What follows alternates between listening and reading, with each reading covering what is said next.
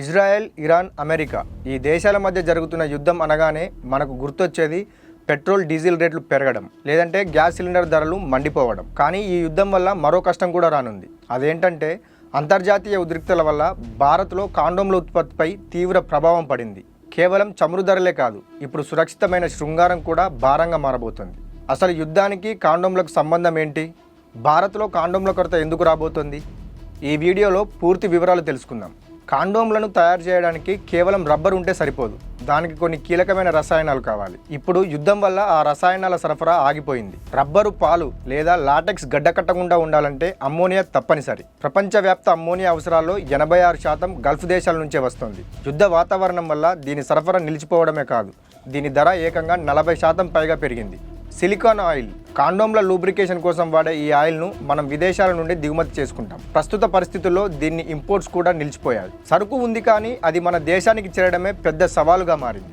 ఎందుకంటే హర్మోజ్ జలసంధి, సముద్ర మార్గంలో అత్యంత కీలకమైన ఈ ప్రాంతం ఇప్పుడు యుద్ధ క్షేత్రంగా మారింది. దీంతో నౌకల రాకపోకలు ఆగిపోయాయి. నౌకలు తమ దారిని మార్చుకొని వేల కిలోమీటర్లు అదనంగా ప్రయాణించాల్సి వస్తోంది. దీనివల్ల షిప్పింగ్ ఛార్జీలు, ఇన్సూరెన్స్ ప్రీమియంలు కొండెక్కి కూర్చున్నాయి. ఫలితంగా తయారీ వ్యయం విపరీతంగా పెరిగింది.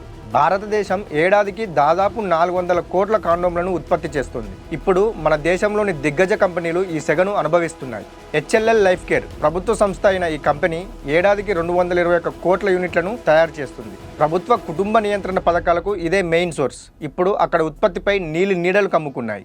మ్యాన్కైండ్ ఫార్మా, క్యూపిడ్ వంటి ప్రైవేట్ కంపెనీలు కూడా ముడిసరుకుల ధరల భారాన్ని మోయలేకపోతున్నాయి. ఇది కేవలం బిజినెస్ సమస్య మాత్రమే కాదు, ఒక సామాజిక ముప్పు కూడా.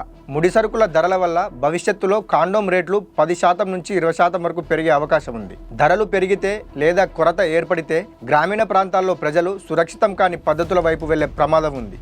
ఇది జనాభా పెరగడానికే కాకుండా హెచ్ఐవి, ఎయిడ్స్ వంటి వ్యాధుల ప్రబలడానికి కూడా కారణం కావచ్చు. యుద్ధం అనేది కేవలం సరిహద్దులకే పరిమితం కాదు, కనీస అవసరాలను కూడా దెబ్బతీస్తుందనడానికి ఇదే నిదర్శనం.